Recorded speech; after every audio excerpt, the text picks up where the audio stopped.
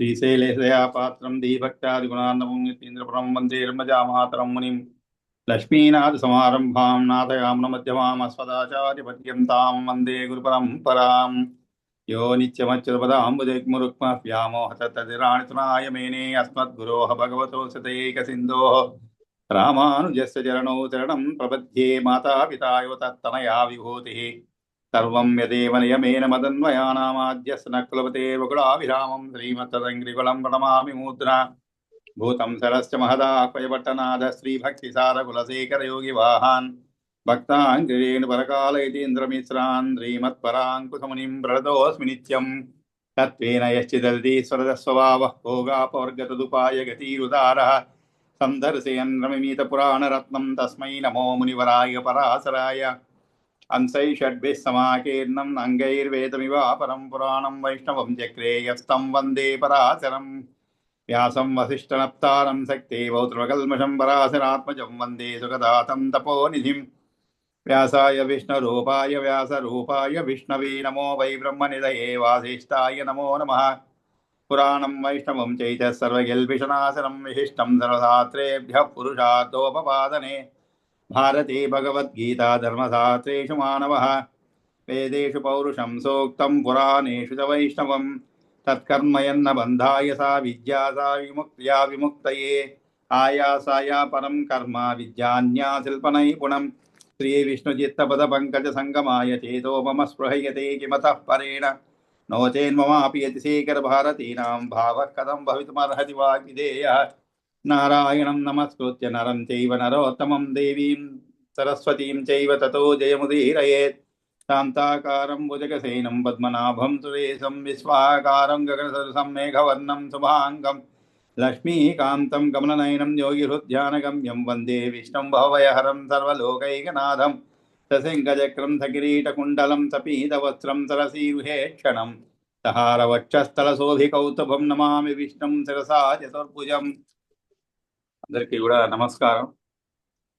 మనం కూడా సంక్రాంతి సెలవులు ముగించుకొని అందరూ కూడా సంక్రాంతి చక్కగా జరుపుకొని సంతోషంగా మళ్ళీ ఈ రోజు నుంచి ఒక 4 రోజులు విరామం తర్వాత ఈరోజు మనం ప్రారంభిద్దాము. ఈ విష్ణు పురాణం చదువుకుంటున్నాం. దాంట్లో ప్రథమ అంశంలో 17వ అధ్యాయంలో ఉన్నాం అన్నమాట. ఈ 17వ అధ్యాయంలో కూడా మనం ఒక 52 శ్లోకాల వరకు పూర్తి చేస్తున్నాం అనుకుంటాను 13వ తారీఖు. ఆ తర్వాత ఈ పండగ 3 రోజులు, అదే పండగ సెలవులు ఇస్తే మామూలుగా ఊర్ల నుంచి రావాలి కాబట్టి ఇంకో రోజు ఎక్స్ట్రా ఇస్తారన్నమాట. అట్లా మనం కూడా ఇంకో రోజు కూడా శనివారం కూడా ఎక్స్ట్రా తీసుకొని మొత్తానికి ఈరోజు ప్రారంభిద్దాం విష్ణు పురాణము. మామూలుగా విష్ణు పురాణం అంటే మనం వాల్మీకి రామాయణం కంటే కూడా కొంచెం ఎక్కువ సమాసాలు ఎక్కువ ఉంటాయి అన్నమాట, పదాలు. కాబట్టి చాలా క్లిష్టమైనటువంటి సమాస భూరితమైనటువంటిది అనమాట విష్ణు పురాణం. మనకి రామాయణం చాలా సులభంగా ఉంటుంది, చదవడానికి కూడా చాలా తేలిగ్గా ఉంటుంది అనమాట. ఒకవేళ అందుకనే మనకి మధ్య మధ్యలో విరామాలు ఇస్తూ ముందుకు పోతున్నాం అనమాట. కొన్ని అనుకున్నవి, కొన్ని ఊహించనివి విరామాలతో. కాబట్టి మనం అంటే మీ గురువు గారు కూడా కాస్త ఎక్కువగా దాంట్లో కృషి చేసేందుకు అవకాశం కలుగుతుంది అనమాట, ఒక్కో అధ్యాయానికి మధ్యలో అనమాట. కాబట్టి అది కూడా ఒక విధంగా మంచిదే అనిపించింది అనమాట. కాబట్టి మనం ఈరోజు 17వ అధ్యాయంలో 52వ శ్లోకంలో 52వ శ్లోకం అయిపోయినది. దీంట్లో ముఖ్యంగా ప్రహ్లాద చరిత్ర చదువుతున్నాం అనమాట. ప్రహ్లాద చరిత్ర మన అందరికీ కూడా చాలా సుపరిచితమైనది అన్నమాట. అందులో భాగవతం కూడా మనం చదువుకున్నాము, పోతన భాగవతం. దాంట్లో కూడా చాలా చక్కగా వివరించబడింది. అదేవిధంగా మనం అనేక సందర్భాల్లో ఈ గాథను విని ఉంటాం అనమాట. కాకపోతే ఇక్కడ చాలా విలక్షణంగా తెలుపబడింది అనమాట ఇది. కాబట్టి ఈ ప్రహ్లాద చరిత్రలో మనం ఆ తండ్రి అయినటువంటి హిరణ్యకశిపుడు ఏ విధంగా ప్రహ్లాదుని, విష్ణు భక్తులైనటువంటి ప్రహ్లాదుని తన చదువు ఏదైతే ఊహించాడో, తన గురువుల వద్ద ఏది చదువుని వంటబట్టనివ్వాలి అని హిరణ్యకశిపుడు అనుకున్నాడో దానికి విరుద్ధంగా పాపం వాళ్ళు చెప్పేది, గురువులు చెప్పేది చెప్తూనే ఉన్నారు. కానీ శిష్యుడిగా ఈయన నేర్చుకునేది మాత్రం అది నేర్చుకుంటున్నాడు. కానీ దానికంటే కూడా కొంచెము విపరీతమైనటువంటి విష్ణు భక్తి ఎక్కువ అన్నమాట. కాబట్టి ఎప్పుడు కూడా విష్ణువు లోలుడై ఉండిపోతాడనమాట. అదే ఆలోచనలో ఉంటాడనమాట. అది హిరణ్యకశిపుడికి నచ్చదు. అందులో ఒకసారి 2 సార్లు పరీక్షిస్తారనమాట. ఏమి నేర్చుకున్నారో నాయన ఏమి అంటే, ఆయన విష్ణు పరత్వాన్ని, అంటే విష్ణు పరత్వం అంటే ఏమి లేదండి, విష్ణువే అన్నిటికీ కూడా అధికారి అని అర్థం అనమాట. కాబట్టి మనం కూడా అన్నీ ఆయనే చేయిస్తాడు, అన్నీ ఆయన చేతుల్లోనే ఉన్నది. అటు సృష్టి కానీ, సృష్టి స్థితి లయాలన్నీ కూడా అనేటువంటి ఒక భావననే విష్ణు పరత్వం అంటారు, వేరేం లేదు. అన్నీ కూడా విష్ణువే అన్నమాట.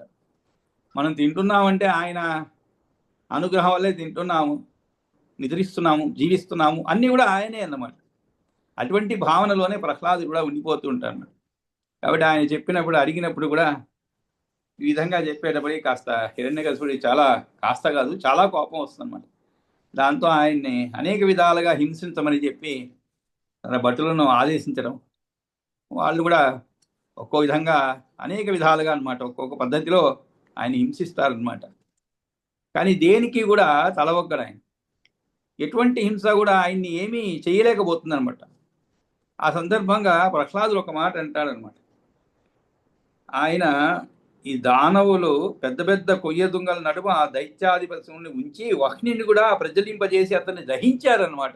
చివరికి అంత క్రూరమైనటువంటి కృత్యాలు కూడా చేశారు ఆయన ఎడల, ప్రహ్లాదుడు ఎడలనమాట. ఆ విధంగా హింసించారు. అంతేకాదు పర్వత శిఖాలతో సమానమైన దిగ్గజాలు ఆ పసిపాలు నేలపై పడవేసి తమ దంతాలతో మిక్కిలి బాధ కలిగేలా పొడిచాయి. కానీ ఆయన ఆ గోవిందుని స్మరిస్తూ ఉన్నటువంటి ఒక కారణంచే ఆ ఏనుగుల యొక్క దంతాలు ప్రహ్లాదుని వక్షస్థలం తాగి విరిగిపోయి వేల కొలది ముక్కలైపోయాయన్నమాట. అంతేకాదు అప్పుడు ఆయన చెప్తాడనమాట, ప్రహ్లాదు చెప్తాడు, ఏనుగుల దంతాలు వజ్రాయుధం యొక్క మొనలాగా మికిలి కఠినమైనవి, అటువంటివి ముక్కలు ముక్కలు అయిపోయాయంటే అది నా బలం మాత్రం కాదు. మరి ఏమిటి, ఎలా జరిగింది అంటే, మహావిపత్తులను ఘోర పాపాలను నశింపజేసేటువంటి జనార్దను యొక్క స్మరణ, అది పదే పదే చేసే దాని యొక్క ప్రభావం సుమా అంటాడు. ఆయనకి ఇంకా కూడా పాపం హిరణ్యకశిపుడి ఆవేశం ఇంకా ఎక్కువ అవుతుంది అన్నమాట. అగ్ని అలా అగ్ని మధ్యలో వేసినప్పుడు ఆయన అంటాడు ప్రహ్లాదుడు, ఇవంతా కూడా నాకు తండ్రి గాలిచే రగులు కొల్పబడ్డ ఈ అగ్ని నా చుట్టూ వ్యాపించినా కూడా నన్ను తగలబెట్టడం లేదు. అంతేకాదు మరి ఎలా ఉన్నది, తగలబెట్టకపోనీ ఏదో కాస్త కూస్తో దాని ప్రభావం ఉండాలి కదా, కానీ ఆ ప్రభావం లేదంట. ఇంకా ఏం చెప్తున్నాడు, నా చుట్టూ తామర పూలు పరిచినట్లుగా కనబడుతుంది, దిశాభాగాలన్నీ చల్లగా ఉన్నాయి అంటాడనమాట. అప్పుడు అక్కడ శుక్రాచార్య కుమారులు, ద్విజులు, పురోహితులు, మహాత్ములు, వ్యవహార జ్ఞానం తెలిసిన పలికేవారు అసలు చక్రవర్తిని ముందుగా ఏం చెప్పారు, ఆయనకి మెత్తని మంచి మాటలతో పొగిడారనమాట. పొగుడుతూ ఇలా అన్నాడు, ఏమని, మహారాజా, నీ కుమారుడైన పసిబాలునిపై కోపాన్ని ఆపుకో. నీ కోపం సఫలం కావాలంటే మరి ఎక్కడ దేవతా సమూహాలపై చూపించు అంటారనమాట. అంటే మనం కూడా ఎప్పుడన్నా కోపం వస్తే మనకి అందుబాటులో ఎవరుంటారో వాళ్ళపైన మన కోపాన్ని ప్రదర్శిస్తాము, అది సాధారణం అన్నమాట. అది ఇంట్లో కూడా ఎవరిపైన కోపం వస్తే వాళ్ళపైన మనం ప్రదర్శించలేము. ఉదాహరణ చెప్తున్నా అండి, ఎవరిని ఉద్దేశించి కాదు. ఉదాహరణకి అత్తగారికి ఎవరిపైన కోపం వచ్చింది అనుకోండి, మరి ఎవరిని ఏం తిట్టలేకపోతే కోడలి కోపం వచ్చింది అనుకోండి, అత్తగారు నేరుగా అనలేదు కాబట్టి పిల్లల్ని బాధడము, లేదు అంటే పాత్రలు విరగొట్టడము ఏదో చేస్తూ ఉంటారు. మరి ఆగ్రహం పోవాలి కదా, ఏదో ఒక విధంగా వెంటిలేషన్ ఉండాలి కదా. మన ప్రెషర్ కుక్కర్లో అవుట్లెట్స్ ఉంటాయన్నమాట. అంటే అది మామూలు అప్పుడు కాకుండా ఏదైనా ఇబ్బంది వచ్చినప్పుడు బయటికి పోయేదనుకో సపరేట్ సేఫ్టీ వాళ్ళు ఉంటాయి. అట్లా మనకు సేఫ్టీ వాళ్ళు ఉండాలి ఏదో ఒకటి. కాబట్టి పిల్లల పైన కోపం చూపించటము, లేదు భర్త పైన, ఇలా. ఇక్కడ వీళ్ళేం చెప్తున్నారు, నీవు ఈ పసిబాలుపై కోపాన్ని ఆపుకోనైనా నీ కోపం వాడిపైన కాదు, ఇది నిజంగా నీకు సఫలం కావాలంటే దేవతా సమూహాలపై చూపించు. అంటే ఏమిటి, నీ పరాక్రమం వాళ్ళపైన చూపించు, అప్పుడు నిజంగా నీకు కోపం అణచివేయబడుతుంది అని చెప్పి వాళ్ళు సలహా ఇస్తారనమాట. అంతేకాదు, ఈ అబ్బాయి గురించి నువ్వేమీ చింతపడవద్దు, ఈ అబ్బాయిని మేము దారిలోకి వచ్చేలా తీర్చిదిద్దుతాం, నువ్వు దాని గురించి ఏమీ చింత వద్దు అని చెప్పి. అంతేకాదు, మన శత్రువులను రూపుమాపేటట్లు ఎలా తయారు చేస్తామంటే, మన శత్రువులను రూపుమాపేటట్లు అంటే ఎవరిని, ఆ విష్ణు సంబంధమైనటువంటి వారిని అని అర్థం. ఇక వారిని రూపుమాపేటట్లు, అంతేకాదు నీ పట్ల అనుకో ఉండేటట్లు మేము శిక్షిస్తామంటారు. అనుకో లేదని ఎలా ఒక దీనికి వచ్చారు అంటే, మరి తండ్రి మాట జవదాటి ఆ విష్ణువుని పలుమార్లు స్తుతిస్తాడనమాట. ఆయనే అన్నిటికీ మూలం, ఆయనే అన్ని చెప్పి స్తుతించిన దానివల్ల తండ్రి పట్ల అడుకోలేదు అనేటువంటి ఒక నిర్ణయానికి వస్తారు వీళ్ళందరూ. వచ్చి ఈ విధంగా పలుకుతారు. అంతేకాదు ఇతను చాలా చిన్నవాడు, వాడికి ఏం తెలియదు. సర్వానర్థాలు కూడా మూల కారణం కాబట్టి ఈ అర్భకునిపై మరి మిక్కిలి కోపాన్ని చూపించడం ఇలాంటి వానికి తగదు అని చెప్పి, సరే ఒకవేళ మా ప్రయత్నం మేము చేస్తాం, ఇంకొక ప్రయత్నం, అది కూడా ప్రయత్నం సఫలీకృతం అవ్వలేదు అనుకోండి, ఆ ప్రయత్నం వికటించింది, లేదు ఆ ప్రయత్నం ఆశించినంత ఫలితం సాధించలేకపోయాను, అప్పుడు దానికి అనుగుణంగా ఇంకొక మార్గం చెప్తారు వీళ్ళు. ఏమిటది? నా త్యక్షతి హరేహ పక్షం అస్మాకం వచనాత్ యది. యది అంటే ఎప్పుడైతే, అస్మాకం అంటే ఏమిటి? మా యొక్క, వచనాత్ అంటే వచనముల వలన కూడా, మేము చెప్పేటువంటి మంచి మాటల వల్ల కూడా, హరేహ పక్షం, హరేహ పక్షం అంటే ఏమిటి? విష్ణుమూర్తిని గురించి ఆలోచన, ఆయన గురించి సదా హృదయంలో ఆలోచిస్తూ ఉండేది, మా హృదయంలో ఉంచుకొని, ఇటువన్నీ కూడా నత్యక్షతి, ఒకవేళ త్యక్షతి అంటే వదిలిపెట్టడం. నత్యక్షతి అంటే ఏమిటి? ఒకవేళ వదిలిపెట్టలేకపోతే, వదిలిపెట్టకపోతే అప్పుడు దానికి ఒక మార్గం ఉంది అని చెప్పి ఆ ప్రభువుకి చెప్తున్నాను అనమాట, హిరణ్యకశిపుడికి. ఏమనేది? ఏం మార్గము? తతః కృత్యాం వధాయ అస్య కరిష్యామో అనివర్తిని. నివర్తిని అంటే ఏమిటి? వెనక్కి తిరిగి రావడం అన్నమాట. అనివర్తిని అంటే ఏమిటి? వెనక్కి తిరిగి రానటువంటి అని అర్థం. అటువంటి ఏమిటది? కరిష్యామో వధాయశ్చ కృత్యాం అంటే, కృత్య అంటే అభిచారికాభూత విశేషాన్ని, కృత్య అనేటువంటి అభిచారికాభూత విశేషాన్ని వీనిపై వదార్థం ప్రయోగిస్తాం. కృత్యాం వధాయ అస్య, అస్య అంటే ఇతనికి, ఇతని పైకి వదిలిపెడదాం అనమాట. ఆ విధంగా ఈ ఎటువంటి హింసలకు కూడా ఆయన వెరవటం లేదు కాబట్టి ఈ చివరికి దీన్ని ప్రయోగిద్దాము అని చెప్పి వాళ్ళందరూ చెప్పడం జరుగుతుంది అనమాట.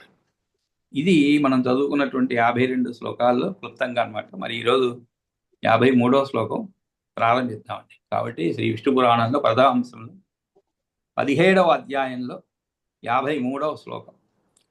ఏవం అభ్యర్థిత తైః తు దైత్యరాజ పురోహితైః దైత్యైః నిష్క్రామయామాస పుత్రం పావక సంచయాత్. పావక అంటే అగ్ని అండి.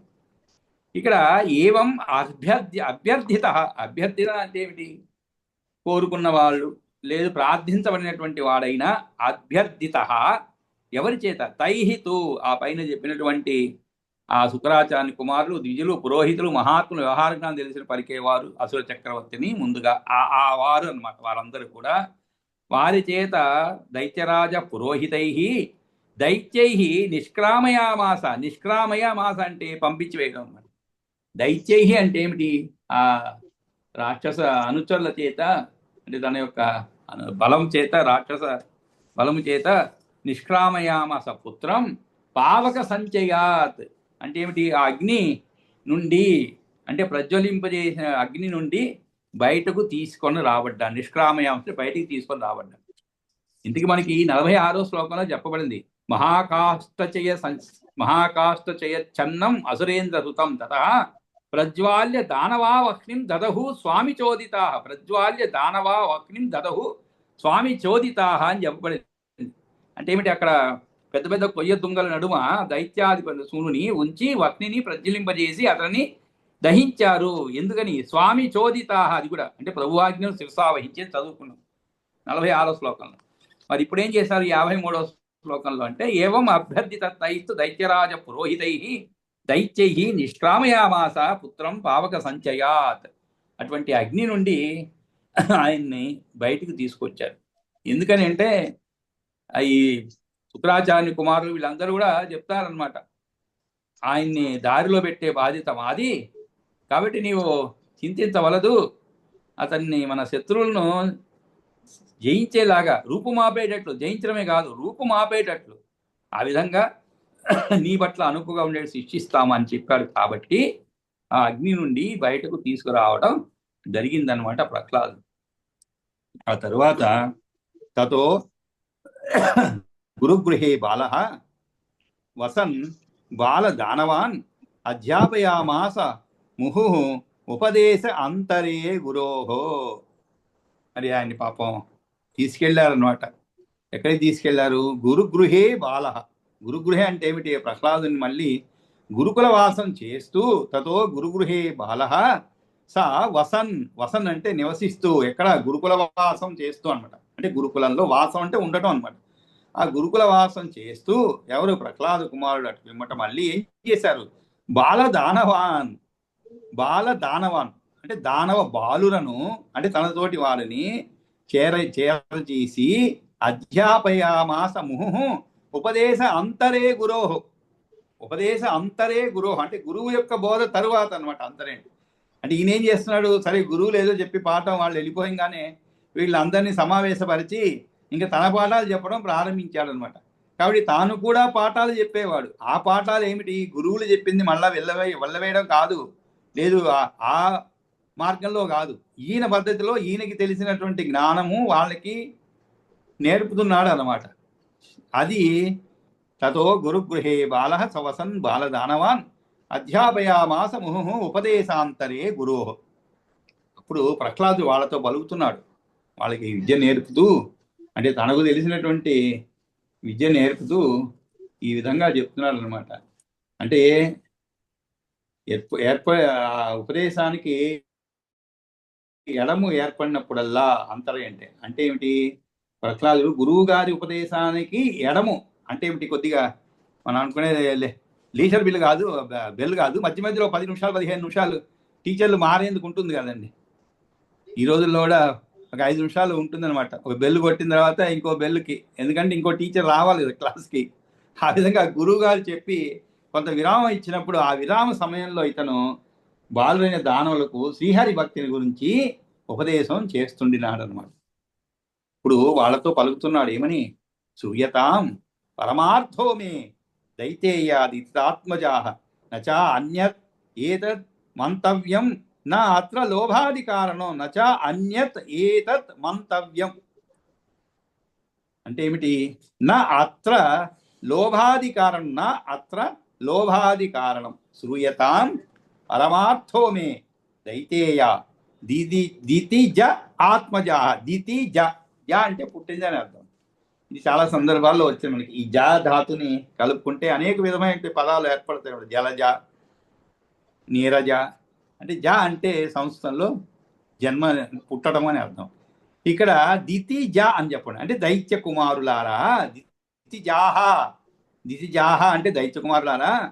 శ్రూయతాం పరమార్థోమే. ఇప్పుడు దైత్యులారా, దైత్య కుమారులారా, పరమార్థం చెప్తున్నాను వినండి.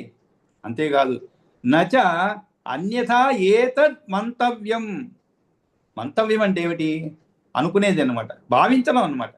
నచ అన్యత ఏతత్ అంటే ఏమిటి? వేరే అనుకోవద్దు మీరు, అన్యథా భావించకూడదు. మనం కూడా అంటుంటాం ఉత్తరాలు రాసే రోజుల్లో, అన్యథా భావించవలదు. ఇవన్నీ కొన్ని పదాలు ఉత్తరాల్లో ఉండేదన్నమాట. ఇప్పుడు మాట సందర్భంలో పలుకుతున్నాం అనుకోండి అన్యథా అని, కొన్ని పదాలు కనుమరిగిపోతాయి అనమాట. ఏదైతే చాలా ఎక్కువగా సంభాషణలో ఉపయోగించేటువంటి పదాలు కూడా ఇప్పుడు ఏం లేదు, డోంట్ మైండ్ అంటుంటాం. డోంట్ మైండ్ అంటే ఏమిటి? అన్యథా తలంచవద్దని. ఇప్పుడు చాలా వరకు తెలుగు పదాలన్నీ బయటికి వెళ్ళిపోతున్నాయి. ఇంగ్లీష్ పదాలకి మనం బార్ల తలుపులు తెరిచేసాం అనమాట. ఈ మధ్య ఒక కాంపిటీషన్ పెట్టారు, 1 నిమిషం కానీ మినిమం ఎవరైనా తెలుగులో ఒక పదం కూడా ఆంగ్ల పదం ఉపయోగించకుండా మాట్లాడగలగాలి అని చెప్పానమాట. ఎవరు నిలవలేకపోయారు. సరే చివరికి ఏం చేశారు? ఎవరు ఎక్కువసేపు మాట్లాడితే వాళ్ళకి బహుమతి అని ప్రకటించారనమాట. 50 సెకండ్లు కాదు, ఒక 10-15 సెకండ్లు అయ్యేటప్పటికి ఏదో ఒక పదం, ఆంగ్ల పదం లోపలికి వచ్చేస్తుంది అనమాట. అంటే మనం అంతగా ఈ పదాలు నెమ్మదిగా ఈ పరభాషా పదాలు లోపలికి వచ్చేస్తున్నమాట. ఇంకా హిందీ కొన్ని పదాలు కూడా వచ్చేస్తున్నాయి, హిందీ కూడా. మరి తెలుగు నెమ్మదిగా అన్నిటినీ ఆహ్వానిస్తుంది అనమాట. ఆ విధంగా ఇక్కడ ఎందుకు వచ్చిందంటే బాల ముహుర్ ఉపదేశాంతరే అయిపోయింది. శ్రూయతాం పరమార్థమే దైతేయ దితాత్మజ నచ అన్యత్ ఏతత్. కాబట్టి మీరు వేరే విధంగా భావించవద్దు, నేను ఇదన్నీ చెప్తున్నాను మీకు అని చెప్పి అని ప్రహ్లాద్ అంటున్నాడండి. నా అత్ర లోభాది కారణం. అంతేకాదు మీరు అనుకోవచ్చు, ఒకవేళ లోభం అంటే ఏమిటి? ఆశ. ఇదేదో నేను ఆశపడి మీకు నేర్పుతున్నాను, దీని వెనక ఏదో అంటే మనం ఎవరైనా మనకి సహాయం చేస్తున్నారంటే మనకి ముందు వచ్చే ఆలోచన అదేనండి. వీడు ఎక్కడ ముంచుతాడేమో మనల్ని ఎక్కడ ముంచుతాడో మరి ఇంతగా ఉపకార బుద్ధి చూపెడుతున్నాడు అంటేనే మనకి సందేహం వచ్చేస్తుంది ఈ రోజులు. అంటే రోజులు అలా ఉన్నాయండి. పాత రోజుల్లో ఎవరన్నా ఉపకారం చేస్తున్నా అంటే కృతజ్ఞత ఉండేటువంటి రోజులు. ఇప్పుడు ఉపకారం చేస్తున్నాడంటే వీడు ఎక్కడ చాప కింద నీళ్ళు మన ముట్టి కింద నీళ్ళు చేస్తాడేమో అని కాస్త టెన్షన్ వచ్చేస్తున్నమాట ఎక్కువగా. ఆ విధంగా ఇక్కడ చెప్తున్నాడు, ప్రహ్లాదుడు ఊహించాడు అనమాట. ఒకవేళ ఏదైనా వీళ్ళు అనుకుంటారేమో అని చెప్పి ముందుగానే చెప్తున్నారు, అయ్యా దీంట్లో నా లోభం అంటూ ఏమి లేదు, కాబట్టి మీరు వినండి నేను చెప్పేది. ఆశ ఉన్న కారణాచి పాఠాలు బోధించడం లేదు, శ్రూయతాం పరమార్థమే. కాబట్టి ఇక్కడ సంసారంలో ఉన్న వారికి ఎప్పటికప్పుడు దుఃఖాలు కలుగుతూనే ఉంటాయి కదండి. సంసారంలో ఉన్నవారికి సన్యాసులు కూడా ఉంటాయిలేండి, పాపం వాళ్ళకి లేదని కాదు. సంసారాలు ఇంకా ఎక్కువ, వాడికి ఒకటే సన్యాసికి ఒకటే ప్రాబ్లం అనమాట, ఉండేందుకు ఒక నీడ, తినేందుకు ఆహారం దొరికితే చాలన్నమాట. కానీ సంసారం చేయాలంటే ఇవి చాలవు కదండి, అనేకమైనటువంటి తీక్ష్ణమైనటువంటి బాధలు ఉంటాయన్నమాట. అది కూడా ఊహించనివి కొన్ని, ఊహించనివి ఎక్కువ ఉంటాయి, ఊహించగలిగేది తక్కువ ఉంటాయి. కాబట్టి ఈ బాధలన్నీ ఉంటాయి. అదే విష్ణువునందు భక్తిని కలిగి ఉన్నట్లయితే గొప్ప సుఖం కలుగుతుంది. కనుక ఈ విధంగా ప్రహ్లాదు యొక్క మాటల్లోని అర్థాన్ని బుద్ధిమంతుడు గ్రహించి విష్ణువుని ఆరాధించినట్లే బాగుపడతాడనమాట.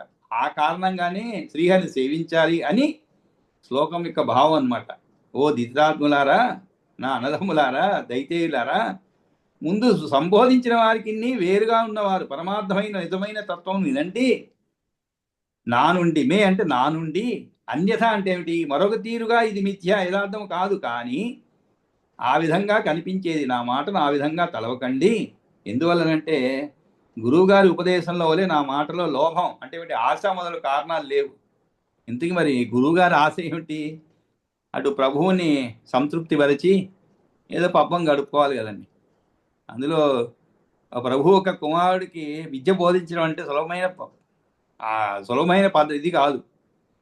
ఆ అవకాశం దొరకటం కష్టము. అవకాశం వచ్చిన తర్వాత దాన్ని చక్కగా ఉపయోగించుకొని అటు ప్రభువుకి సంతృప్తికరమైన విధంగా పిల్లవాడిని తర్ఫీ చేయటం అనేది చాలా కష్టమైనటువంటి పని అన్నమాట.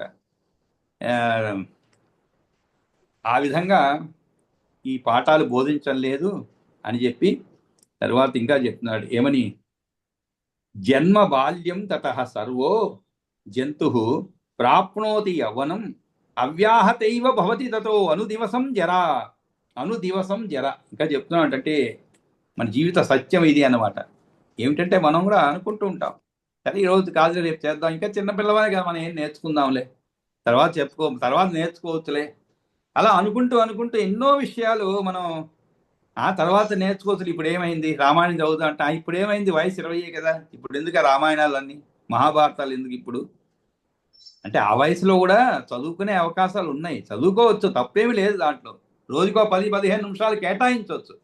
కానీ మనం దానికి ఏమనుకుంటాం, ఇప్పుడు కాదులే ఇంకా టైం ఉంది కదా అనుకుంటాం. సరే మామూలు చదువు అయిపోతుంది, డిగ్రీ అయిపోతుంది, ఆ తర్వాత చదువుకుందాం, అప్పుడు ఇంకా వివాహము, ఆ తర్వాత బాధ్యతలు ఇవన్నీ అయిపోయిన తర్వాత 60 దాటిన తర్వాత మనలో ఏవైతే కోరికలు ఉండిపోయినాయో ఇటువంటి వారికి ఆధ్యాత్మిక విషయాలు కానీ లేదా ఆధ్యాత్మిక గ్రంథ పఠనాలు ఇవన్నీ కూడా అప్పుడు నెమ్మదిగా బయటకు వస్తూ ఉంటాయి. ఎందుకంటే సమయం అప్పుడు ఎక్కువగా ఉంటుంది అనమాట.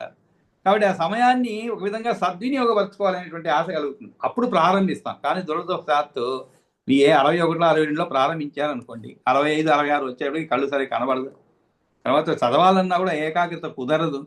ఆ తర్వాత నెమ్మదిగా ఏం చదువుతాంలే, చదివితే మాత్రం మనం ఏం ఉద్ధరించబోయేది ఏమి లేదు, మనకేమైనా డిగ్రీలు వస్తాయి ఏమని అప్పుడు నెమ్మదిగా మళ్ళా వెనక్కి వెళ్ళిపోతూ ఉంటుంది. తర్వాత ఇంకా కంటి చూపు తగ్గిపోయి కాళ్ళు చేతులు ఆడకుండా ఇంకా నెమ్మదిగా ఇంకా మరణం వైపు అంటే ముసలితనం వచ్చేస్తూ ఉంటుంది. అలా గడిచిపోతుంది అనమాట. ఇలా చాలా కోరికలు మనకి జీవితంలో తీర్చుకోకుండానే జీవితం గడిపేస్తూ ఉంటాం అనమాట. అందుకనే సమయం కోసం వేచి ఉండకూడదు. ఎప్పుడు కూడా మంచి పని చేయాలనుకుంటే మంచి సమయం కోసం వేచి ఉండకూడదు అన్నమాట. అందుకని చెప్తున్నారు ఎనిమిది, జన్మ బాల్యం తతః సర్వో జంతు ప్రాప్నోతి యవ్వనం. జన్మ బాల్యం తతః సర్వో జంతు అంటే ఏమిటి, సమస్త ప్రాణులకు, సర్వో జంతు అంటే సమస్త ప్రాణులకు కూడా జన్మ బాల్యం, పుట్టుగా బాల్యము, తర్వాత ఏమొస్తుంది, తర్వాత ప్రాప్నోతి యవ్వనం. ప్రాప్నోతి అంటే పొందటం, ఏం పొందుతుంది, యవ్వనాన్ని పొందుతాయి అనమాట. తర్వాత యవ్వనం క్రమక్రమంగా వస్తూ ఉంటాయి, దానికి మనం ఏం ప్రత్యేకంగా చేయవలసిన పని ఏం లేదండి, అవి వాటికి అవి వస్తూనే ఉంటాయి. మీరు పుట్టిన తర్వాత నేను పెరగాలని మీరు అనుకోవాల్సిన అవసరం లేదు. అది బాటగా మనం బాట మనం పెరుగుతూ ఉంటాం, ఆయుష్ పెరుగుతూనే ఉంటుంది, ఎన్నో బర్త్డేలు వస్తూనే ఉంటాయి, జరుపుకుంటూ ఉంటాం. చివరికి వెనక్కి తిరిగి చూస్తే 50 ఏళ్ళు అయిపోతుంది. చాలా త్వరగా అయిపోతుంది. మనం పెద్దవాళ్ళని చూసిన అబ్బా 80 ఏళ్ళు అనుకుంటాం మనం. కానీ అలా అనుకుంటూ ఉండగానే మనం 60 దాటిపోతాం అన్నమాట. అలాగా ప్రాణుకు పుట్టుక, బాల్యం, తర్వాత యవ్వనం క్రమక్రమంగా వస్తూ ఉంటాయి. అటు పిమ్మట ఏమవుతుంది, రోజు రోజు గడిచిపోయి అవ్యాహతైవ భవతి తదో అనుదినం జరా, అనుదివసం జరా. జరా అంటే ముసలితనం అన్నమాట. అవ్యాహత అంటే ఏమిటి, తప్పనిసరిగా అన్నమాట. అవ్యాహతైవ అంటే తప్పనిసరిగా. అంటే దాన్ని మనం అవ్యాహతం అంటే అడ్డగించడం అండి. వ్యాహతం అంటే అడ్డగించడం. అవ్యాహతం అంటే ఏమిటి, మనం ఏమి అడ్డగించలేకుండా ఉండేటువంటిది అనమాట. అంటే మనం దాన్ని ఏమి అడ్డగించలేము, అది వాటగా అది వస్తూ ఉంటుంది. ముసలితనం వస్తుంది, తర్వాత పూర్తిగా పరిగెడుతూ ఉంటాం అనమాట. ముసలితనం వచ్చిన తర్వాత ఇంకా చిట్ట చివరి మజిలీకి మనం పరిగెడుతూ ఉంటాం, చాలా వేగంగా అయిపోతుంది అనమాట. ఆ విధంగా ముసలితనం తప్పనిసరిగా వచ్చేస్తుంది రోజు రోజు గడిచిపోయి.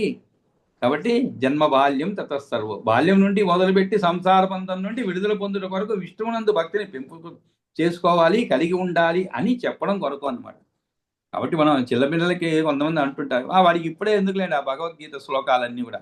అదేదో భగవద్గీత శ్లోకాలు చదివితే అలాగే ఇంకా వైరాగ్యంలో ఉండిపోయి అసలు పిల్లవాడు దేని గురించి పట్టించుకోడు, చదువు సంధ్య ఉండదు అనేటువంటి భావంలో ఉన్నాం.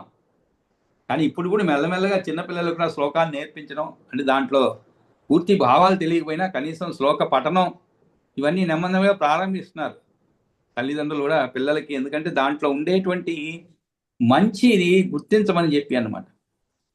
మనం చాలామంది అంటుంటారు, అంటే ఇది కొంచెం అసందర్భంగా ఉండొచ్చు కానీ తెలుసుకోవాల్సిన విషయాలే. చాలామంది భగవద్గీత చదివితే ఇంకా మనం ఏమి చెయ్యము, అదేదో ఒక సన్యాసంలోకి వెళ్ళిపోతాం, మనసు అలా వెళ్ళిపోతుందని చాలామంది అనుకుంటారు. కానీ భగవద్గీత అనేది ఎవరు ఏ కోణంతో చదువుతారో వాళ్ళకి ఆ కోణంలో అది ఉపయోగపడుతుందండి. చదివితే చాలా నిస్పృహ నుంచి స్పృహలోకి వచ్చిన వాళ్ళు, అంటే మంచి ఉత్సాహం పరిస్థితుల్లో ఉన్నారు. అంటే జీవితం అంటే ఇలా ఉండాలి అనే ఉత్సాహం. అలా కాకుండా నిరుత్సాహంలో ఉన్నటువంటి వాళ్ళు దాన్ని చదివి ఇంకా నిరుత్సాహం అది ఉన్నాయి. ఎందుకంటే వాళ్ళ దృష్టికోణం అంటాం, ఏది ఒక వస్తువును మనం చూసే దృష్టికోణం బట్టే మనకి ఉంటుందన్నమాట. కాబట్టి ఆ విధంగా ఇక్కడ చిన్నతనంలోనే తతశ్చ మృత్యుం అభ్యేతి, కాబట్టి ఇవన్నీ కూడా త్వరగా వచ్చేస్తుంది ఈ మరణం, ఇవన్నీ కూడా ముసలితనం మరణం. కాబట్టే బాల్యం నుండి మొదలుపెట్టి సంసార బంధం నుండి విడుదల పొందుట కొరకు విష్ణువునందు భక్తిని పెంపు చేసుకోవాలి, కలిగి ఉండాలి అని చెప్పడం కొరకు ఈ ప్రవృత్తి మార్గం నుండి జన్మ మొదలైన అవస్థలన్నింటిలోనూ ఎప్పుడూ దుఃఖమే కలుగుతుందని చూపుతూ చెప్తున్నాడు అనమాట. జన్మేత్యాది అని అంటే సర్వం దుఃఖమయం జగత్ అనేంత వరకు ఉన్న 14 శ్లోకాల్లో ప్రవృత్తి మార్గం అంటే విషయభోగాలను అనుభవించడానికి చేసే కర్మల బాట అన్నమాట. ఇక్కడ సంసారం నుండి ఒకసారి సంసారంలో దిగిన తర్వాత దాన్ని వదిలిపెట్టి వెళ్ళిపోవడం అనేది న్యాయమైన మార్గం కాదనమాట. దాంట్లో ఉండే మనం జయించాలి అనమాట, సంసారాన్ని జయించాలి అంతే. దానికి కావలసినటువంటి అన్ని హంగులు కూడా ఏర్పరచుకోవాలన్నమాట. అంతేగాని ఏదో పలాయన మంత్రం అంటారు, అంటే ఏమిటి, అన్నీ అయిపోయిన తర్వాత ఇంకా లాభం లేదురా బాబు అని వదిలి వెళ్ళిపోవడం అనమాట, పలాయన మంత్రం అంటారు. అలాంటిది తప్పది.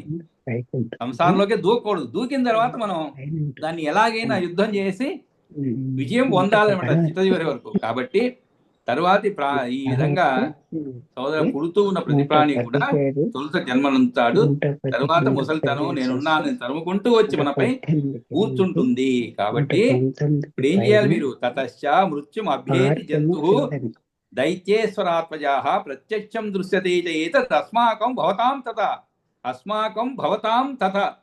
ఇది ప్రాణి మరణించడం జరుగుతూ ఉంటుంది కదా, అది దైత్యరాజులు అందరులారా, ఇది మీకు మాకు అందరికీ ప్రత్యక్షంగా కనబడదే సుమా, ఏదో మాకు మాత్రమే లేదు మీకు మాత్రమే అని కాదనమాట. ఆ తర్వాత ఇంకో విషయం కూడా మనం ఇక్కడ జ్ఞాపకం చేస్తున్నాం, మృతస్య చ పునర్జన్మ భవతి ఏతశ్చ నాన్యథ. అంతేకాదు మృతస్య చ అంటే చనిపోయినటువంటి వారికి, పునర్జన్మ అంటే పునః జన్మ అంటే మళ్ళీ జన్మ కలుగుతూ ఉంటుంది. భవతి ఏతశ్చ న అన్యథ, భవతి ఏతశ్చ న అన్యథ అంటే ఏమిటి, వేరే విధంగా కాదు. అంటే ఏమిటి, జన్మించిన వాడు పుట్టినవాడు గిట్టక మానడు, చనిపోయిన వాడు మళ్ళా పునర్జన్మ ఎత్తుతాడనేటువంటిది ఇది జరుగుతుంటుంది, అసత్యం కాదు. భవత్యేతచ్చ నా అన్యత, ఆగమో అయం తదా తత్ర నా ఉపాదానం వినోద్భవ. అంతేకాదు కారణం లేకుండా పుట్టదని ఆగమం కూడా చెబుతుంది. ఆగమం అనగా ఏమిటి? శృతి స్మృత్యాది. అంటే మనం నా ఉపాదానం అంటే కారణం అని అర్థం అండి. ఆగమో అయం తథా తత్ర నా ఉపాదానం వినోత్ భవ అంటే ఏమిటి? మనం కారణం లేకుండా పుట్టడని ఆగమం కూడా చెప్తుంది. అంటే మనకి తెలియకపోవచ్చు ఏమి కారణం అని, కానీ ఏదో ఒక కారణం ఉంటుంది అనమాట. అది ఎప్పుడో తెలుస్తుంది మనకి నెమ్మదిగా. కాబట్టి ఈ విధంగా చనిపోయిన వానికి పునర్జన్మ కలుగుతుందనే విషయాన్ని ప్రతిపాదించేటువంటి ప్రమాణ రూపములైనటువంటి స్మృతులు ఉన్నవి, ఆగమాలు ఉన్నవి అని చెప్పి ఇక్కడ దేహులు మళ్ళీ శరీరాన్ని పొందడం కోసం స్త్రీ యొక్క యోని మధ్యంలో చేరుకుంటారు కొందరు. వేరే కొంతమంది స్థాను అంటే ఏమిటి? స్థావరము, కదిలినవి అయిన చెట్లు, కదలనివి అయిన చెట్లు, చేమలు మొదలైన వాటిలో పోతున్నారు. ఇదంతా వారి కర్మను బట్టి జరుగుతుందన్నమాట అని పెద్దల ద్వారా వింటున్నామని. అట్లాగే పుట్టిన వానికి చావు తప్పదు, చచ్చిన వానికి తిరిగి జన్మ అంతే నిజము అని దీనికి తగినట్లే తర్కమును కూడా చెప్పినారనమాట. కాబట్టి అట్లాగే తలచాలి. ఎందువల్లంటే జీవుడి చేత అధిష్ఠింపబడిన పురుషుని వీర్యం యొక్క స్త్రీ యొక్క శోణిత రూపంలో ఉన్న ఉపాదాన కారణం లేకుండా దేహము పుట్టడం అనేది జరగదు. ఆ విధంగా జన్మ మరలా ఎత్తుతూనే ఉంటారు. కాబట్టి మరి ఏం చేయాలి? మరి ఇప్పుడు ఏం చేయాలి అంటే ఈయన చెప్తున్నారు మృతస్థిత పునర్జన్మ అని చెప్పి గర్భవాసాది యావత్తు పునర్జన్మోపపాదనం సమస్తావస్తకం తావత్ దుఃఖమీవ అవగమ్యతాం. అవగమ్యతాం అంటే ఏమిటి? తెలుసుకోండి. ఏమని తెలుసుకోమంటున్నాడు? ప్రాణి మళ్ళీ జన్మించినది మొదలు తొలుత వాసన రకం, పిమ్మట బాల్య యవ్వన కౌమార జరాది అవస్థలు అన్నిటా దుఃఖమే అని తెలుసుకోవాలంట. ఒక్కొక్క సమయంలో ఒక్కొక్క దుఃఖం ఉంటుందండి. దుఃఖం లేకుండా మన జీవితం గడవదు. ఒకరోజు మనం అనుకుంటా ఆనందంగా గడిచిందని, కానీ మరుసటి రోజు ఏదో ఒక దుఃఖం ఉంటూనే ఉంటుందన్నమాట. ఆ విధంగా గర్భవాసాది యావత్తు పునర్జన్మ ఉపపాదనం అంటే ఏమిటి? మళ్ళీ పునర్జన్మ ఉపపాదనం, ప్రాణి మళ్ళీ జన్మ పొందినది మొదలు తొలుత గర్భవాసన రకం, గర్భవాసాది యావత్తు, పిమ్మట బాల్య యవ్వన కౌమార సమస్తావస్తకం తావత్ దుఃఖమేవ అవగమ్యతాం. దుఃఖమే అని తెలుసుకోమని చెప్తున్నాడు అనమాట. అందువల్ల ఏమి జరుగుతున్నట్లయితే చెప్తున్నాడు గర్భవాసాది అంటే పునర్జన్మ యొక్క ఉపపాదనం అంటే ప్రాపణం పొందటం ఎంతవరకు అంతకాలం వరకు దుఃఖమే. లేదా వాసుదేవుని గర్భవాసను త్రోసివేయడం కొరకు చెప్తున్నాడు. ఏమని? శ్రీకృష్ణుడు దేవకి గర్భంలో ఉండినవాడు, గర్భవాసం కర్మ ఉన్న వారికే అపహత పాప్మయైన భగవానుడికి స్వేచ్ఛగా అవతరించే వాడికి గర్భవాసాన్ని ఊహించడం పొరపాటు అవుతుంది.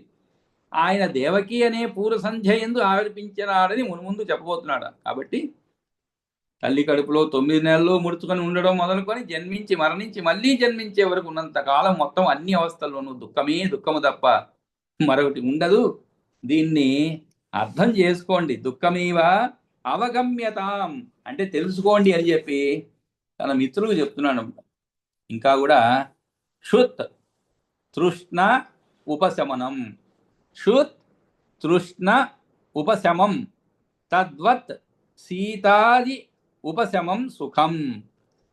క్షుత్ ఉష్ణ ఉపశమం తద్వత్ శీత ఆది ఉపశమం సుఖం మన్యతే బాలబుద్ధిత్వాత్ దుఃఖమేవ హి తత్పునః. ఇంకా గొప్పగా చెప్తున్నారు. ఏమని? మనం మామూలుగా కొన్ని అనుభవించేటప్పుడు ఆహా ఎంత సుఖం అండి. ఉదాహరణకి బాగా ఎండలో నుంచి మీరు లోపలికి వచ్చారనుకోండి, ఇంట్లో ఏసీ సౌకర్యం ఉంది. ఉదాహరణకి కొంతసేపు ఏసీ వేసుకుంటారు, ఆ ఏసీలో హాయిగా సేద తీరుతారు. అందులో మీరు ఎప్పుడు కూడా ఎక్కువ కష్టాన్ని అనుభవించినప్పుడు సుఖం దొరికితే అది ఇంకా ఎక్కువగా అనిపిస్తామండి. అదే ఏసీలో మీరు 1 గంట 2 గంటలు ఉన్న తర్వాత మీకు దాని యొక్క ఫలితం అంత హాయి అనిపించదు అన్నమాట. అదే ఏసీ చలికాలం వేసుకున్నారనుకోండి దుఃఖ కారణం అవుతుంది. అంటే ఏమిటి? ఈ ఆకలి దప్పిక ఉపశమించాలంటే అన్నం, ఆకలికి అన్నం కావాలి, దప్పికకి దాహం తీర్చే నీరు కారణాలు అవుతాయన్నమాట. క్షుత్ తృష్ణ ఉపశమం తద్వత్ శీతాది ఉపశమం సుఖం. అట్లే చలిపోవాలంటే ఏం కావాలి మనకి? చలిపోవాలంటే అగ్ని సుఖ కారణం అవుతుందన్నమాట. ఇవన్నీ కూడా ఒక అజ్ఞానం వల్లనే అవి మళ్ళీ కాలాంతరంలో దుఃఖమే అవుతుంది అనేటువంటి విషయాన్ని ఇవన్నీ బాలభావంతో అజ్ఞానంచి అనుకోవడమే కానీ అవి మళ్ళీ కాలాంతరంలో దుఃఖమే అవుతుంది అని చెప్పండి. అది ఎలా దుఃఖం అవుతుంది? మరి ఇవన్నీ సంపాదించుకోవాలంటే ఏవైతే మనకి కావాలనో, అంటే ఆకలి ఉపశమించాలంటే, దప్పిక ఉపశమించాలంటే, చలి పోవాలంటే ఏవేవి కావాలి మనకి? అన్నము, దాహం పోవాలి అంటే నీరు, అగ్ని, చలి పోవాలంటే ఇవన్నీ మనకి సుఖకారణాలు అవుతాయి. కానీ వీటిని సంపాదించుకోవాలి అంటే మరి ఎంత ఎంత దుఃఖాన్ని అనుభవించాలి, ఎంత కష్టాన్ని అనుభవించాలి. కాబట్టి వీటిని మనం సుఖం అనుకుంటున్నాం అంటే అది దేనివలన? బాలభావంతో అజ్ఞానంచి అనుకోవడమే అన్నమాట. కాబట్టి కమ్మని పదార్థాలతో అన్నం తినడం, రుచికరమైన ఫలరసాదులను తాగడం వలన సుఖం కలుగుతూనే ఉన్నది కదా. మరి మీరు బ్రతుకు అంతా కూడా దుఃఖమేనని చెప్తున్నారు ఎందుకు అని అడిగే అవకాశం ఉంది అన్నమాట. అని అన్నట్లయితే దానికి సమాధానం ఏమిటి? క్షుత్ అని, అంటే ఆకలి దప్పుల వల్ల కలిగే దుఃఖాన్ని తీర్చడం కొరకు మనం అన్నప్రాసాదులను స్వీకరిస్తున్నాము. ఆయా పదార్థాలను సంపాదించడం కొరకు శ్రమను చేస్తూ దుఃఖాన్ని అనుభవించవలసి వస్తున్నది కదా. ఏది అవసరం లేదంటే మనకి సుఖంగా ఉండొచ్చు కదండి. మనకి ఏదైనా కావాలంటే మనం ఎందుకు మన జీవితంలో ఇంత పోరాడుతున్నామంటే ఏదో సుఖంగా ఉండాలి భవిష్యత్తులో అనేటువంటి పోరాటమే అన్నమాట. మనం సుఖపడ్డాం కాస్తో కూస్తో, మన పిల్లవాడు సుఖపడాలి కాబట్టి వాడిని బాగా చదివించి వాడు అడిగింది ఇచ్చి వాడిని సంతోషపరుస్తూ జీవితంలో వాడు ఒక స్థాయికి చేరుకోవాలని మన తపన అన్నమాట. సరే వాడు చేరుకున్నాడు, ఆ తర్వాత మళ్ళా వాడికి ఇదే దుఃఖాలు వస్తూనే ఉంటాయి అన్నమాట. కాబట్టి ఆయా పదార్థాన్ని సంపాదించడం కొరకు శ్రమం చేస్తూ దుఃఖాన్ని అనుభవించవలసి వస్తున్నది కదా. అయితే దీనిని మూఢుడు అంటే ఏమిటి? సుఖముగా భ్రమపడేవాడు మాత్రమే తలుస్తున్నాడు. అంటే సుఖం ఇది అని భ్రమపడేవాడు అన్నమాట. నిజంగా మళ్ళీ మళ్ళీ అన్నపానాలు సమకూర్చుకోవడానికి దుఃఖపడాల్సిందే తప్ప సుఖం లేదు. ఒక రోజుతో సరిపోదు కదండి జీవితం. కాబట్టే ఈ రోజుకి సుఖం అనుకుని మూఢుడు అనుకుంటాడు. ఎవరు? భ్రమపడేవాడు, ఇదే సుఖం అని భ్రమపడేవాడు అనమాట. ఇది చాలా సందర్భాల్లో మనకి అనుభవంలోకి వస్తుంది. చిన్నప్పుడు మనం ఏదైనా ఒక ఆనందం అనుభవించినప్పుడు అది ఒక శాశ్వతమైనటువంటిది అనిపిస్తుంది మనకి, అలా అనిపిస్తుంది అన్నమాట. కానీ క్రమేణా ఎప్పుడైతే అవన్నీ కూడా దూరం అయిపోతూ ఉంటాయో అప్పుడు మనకి ఒక జ్ఞానోదయం అవుతుందన్నమాట. నిజంగా మన జీవితంలో ఏదేది అనుభవించామో అదన్నీ ఎంత తాత్కాలికమైనటువంటిది, క్షణికమైనటువంటిది ఇవి అనేటువంటి విషయాన్ని మనం అనుభవంలోకి వస్తూ ఉంటుందన్నమాట. చిన్నపిల్లలు చూడండి, రేపు పండగ అంటే పొద్దున లేచి స్నానాలు చేసి కొత్త బట్టలు ధరించి ఎంత ఆనందంగా ఉంటారు. అదే నెమ్మదిగా ఒక 20-25 వచ్చేప్పటికి కొంచెం ట్రెండ్ మారుతుంది అనమాట. ఇంక మనలాగా 50-60 వచ్చేప్పటికి ఏదో శాస్త్రం చెప్పింది కాబట్టి స్నానం చేయడము, శాస్త్ర ప్రకారం ఇదే అందులో ఒక పద్ధతికి అలవాటు పడ్డాం కాబట్టి ఇంట్లో పిల్లలు ఉన్నారనుకోండి వాళ్ళ కోసం చేయడం. కానీ మనలో కూడా ఇది అంతా కూడా ఒక క్షణికమే, మళ్ళా రేపు సూర్యోదయం అయితే మళ్ళా పాత జీవితం అనేటువంటి భావన ఉంటుందన్నమాట. అందుకనే ఆ భావన లేకుండా ఉండాలి, నిరుత్సాహం కలగకుండా ఉండాలి అంటే ఏదో కొత్తదనాన్ని వెతుక్కుంటూ ఉండాలన్నమాట. కాబట్టి ఈ సమకూర్చుకోవడానికి దుఃఖపడాల్సిందే తప్ప సుఖం లేదు. కాబట్టి ఆకలి దప్పును చల్లార్చుకోవడం, చలి ఎండ వాన నుండి తప్పించుకోవడంలో మనకు సుఖాలుగా కనిపిస్తున్నాయి. కానీ అది నిజం కాదు. పిల్లవాని వలె తలుచుకోవడమే కానీ విచారించినప్పుడు సుఖమని తేలడం లేదు. అవి కూడా మళ్ళీ దుఃఖాలే అవుతున్నాయి. ఎండాకాలంలో చల్లదనం సుఖంగా తోచినా శీతాకాలం వచ్చినప్పుడు అది దుఃఖాన్ని కలిగించడం లేదా? వాస్తవం తెలియక ఆ విధంగా అనుకుంటున్నాము అని చెప్పి తత్వం అంతా నేర్పిస్తున్నామట పిల్లలకి. తాను తెలుసుకున్న తనకు ఉన్నటువంటి ఆ జ్ఞానాన్ని పిల్లవాళ్ళకి నేర్పిస్తున్నామట. క్షుత్ తృష్టోపశమం తత్వత్ సీతాది ఉపశమం సుఖం మన్యతే బాలబుద్ధిత్వాత్ దుఃఖమేవ హి తస్పునః. అత్యంత స్థిమిత అంగానాం వ్యాయామేన సుఖైషిణాం భ్రాంతి జ్ఞాన ఆవృతాక్షాణాం ప్రహరో అపి సుఖాయతే